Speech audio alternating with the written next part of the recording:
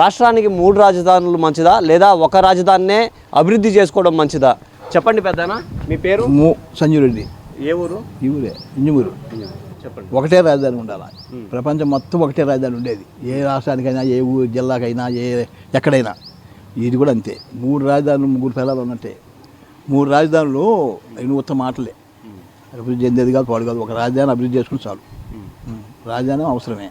ప్రతి దానికి ఇల్లు అవసరమే కదా మనకు. అట్లనే రాజధాని కూడా అవసరమే. అవసరం ఆ రాజధాని చేసుకోవాలి. ప్రాంతాలు అభివృద్ధి చెందను, ఒక ప్రాంతం అభివృద్ధి చెందను. ఇంట్లో ముందు ఉంటే కదా మన కాడ సారం. ఒక పిల్లనే తాగలేకుంటే 3 పిల్లలు తాగేదేంది? అట్నే ఉంటుంది 3 రాజధాని అనేది. నువ్వు సద్దుడిని మళ్ళీ పెట్టు, అది కూడా అభివృద్ధి చేయి. కాదనేది ఏముంది? చేయగలిగితే 3 రాజధాని ప్రాంతాలు కూడా అభివృద్ధి చెయ్యి. ఒకటే రాజధాని ఒకటే ఉండాలా, మొత్తం కూడా అభివృద్ధి చెందాలి. అన్ని ప్రాంతాలు అభివృద్ధి. రాజధాని పెడితేనే అభివృద్ధి చెందుద్దా?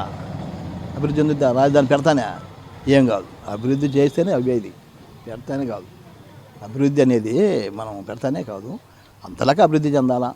రైతులకు ఏదో అవకాశం తగినట్టుగా వెళ్ళాలి. అందులో రైతు ఇబ్బంది పడతానే వాళ్ళు ఇప్పటికి కూడా.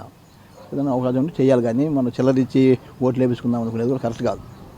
ఎవరైనా ఏదైనా ఆయనైనా సరే, ఏదేమైనా ప్రజలు నిర్ణయిస్తుంటారు ఎవరి పరిపాలన అయినా.